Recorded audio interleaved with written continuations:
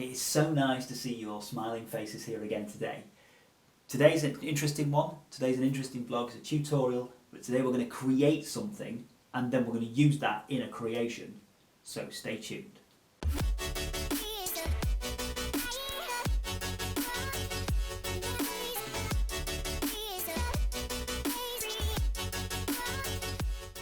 Welcome back, and yes, today we are going to be creating something that was once deemed an error and thrown away, but is now something that is looked at on Instagram and is looked for in video and film, and is sort of used as a very artistic representation, and that is light leaks. Light leaks were once thrown away. They were an error that's leaking too much light into the film as it was being developed or it was being processed, and it was thrown away because it ruined the photograph.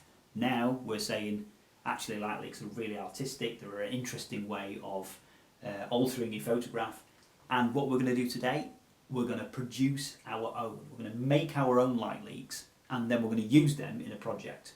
So I'm going to show you how to use it in a project, and then at the end of that, the end of this vlog, I'm going to give those away, the ones that I've produced, so it gives you a head start on creating your own. So with that, let's get into having a look how we actually produce these light leaks. It's very simple, using stuff around the house. Let's have a look now.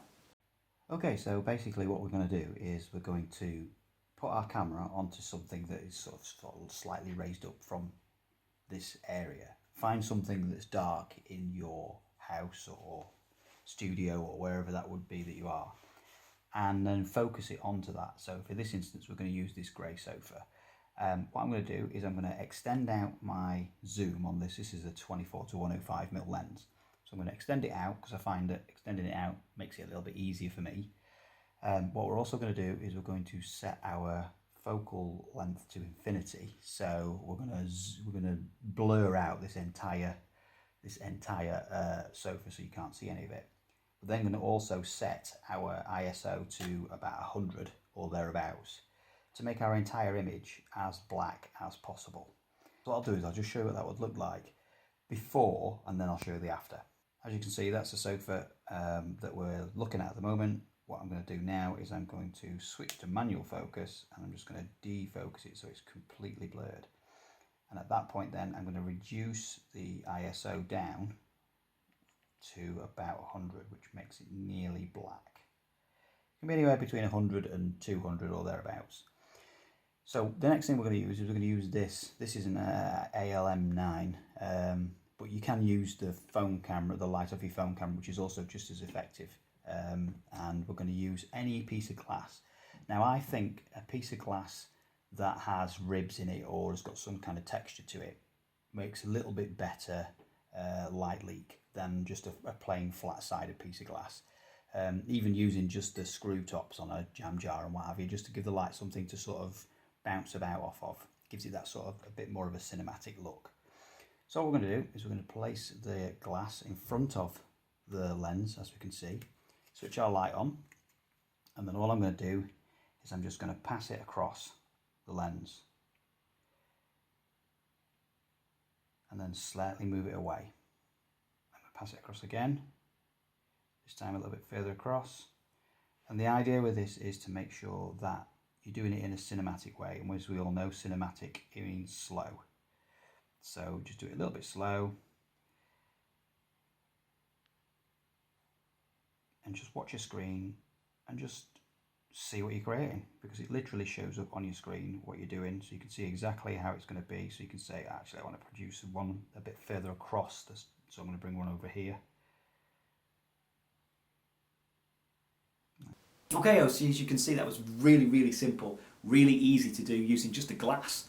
Any glass. As I said downstairs when we were doing it in the lounge, I prefer stuff that's got sort of a shape to it, glass that's got a shape to it, because I think the light sort of waves across it and gives it that a little bit more of a cinematic feel, a little bit more of something's not quite, it's not just a sheet of glass. So look for something that's interesting, look for something that's got a pattern on it or whatever, and use that. You can use it in all different angles. It doesn't have to be just a straight up glass. You can put it on its side, you can stick your end on, you can just experiment away with it and get the best quality that you can get. Again, they take minutes to do, so you can just keep doing them and keep doing them and keep doing them. Split them up in Premiere so that you've got them as separate files, and then you can use them to your heart's content. So with that, let's have a look in Premiere and see how these can be done, see what we can do with it, and see how we get them in there and actually use them in our projects. So what we're going to do is we're going to use this vlog as the tutorial for getting these light leaks into Adobe Premiere. So basically what we're going to do is we're going to go to our media project folder, and we're going to create a file called light leak. As you can see from there, that's what we're going to call it. In that we're going to import the free light leaks, the 5 that I have got for you to download. And then from there what we're going to do is we're just going to drag one of those on. We can just go up to source if we want to, and we can just have a quick look and see what those look like. So we can just scroll through. As you can see, that's the sort of thing that it looks like. So what we're going to do is we're going to use this one as an example. So grab it, and we're just going to drag that onto there. As you can see, we're just going to use it to go across the top of these 2 files. I'm going to delete the sound because I don't really need that. There is no sound on it, it's just that it was recorded on the DSLR, so it's got sound with it.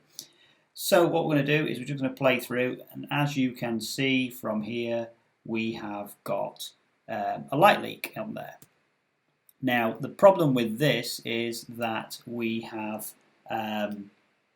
no vision. We can't see our video underneath. So what we're going to do is we're going to click on the light leak itself, go up to the effects control, go to the blend mode, and then we're going to go to screen. We're going to hit screen, and then immediately it's going to blend it over into the screen. So what we can do now is when we play it, we can see we have created ourselves a light leak. You can see it's starting to come in here now, and it's starting to make its way through, and there we are. It's light leaked in. We've created our own custom light leak. If you're wanting to change the colour of your light leak and you're wanting to make it different colours, what you can do is go over to the Effects tab.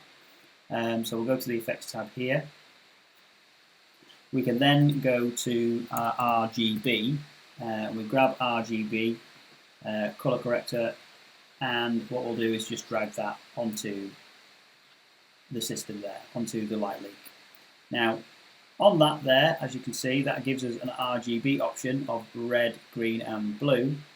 So what we can do is we can alter those values, and that will change the value of the light leak.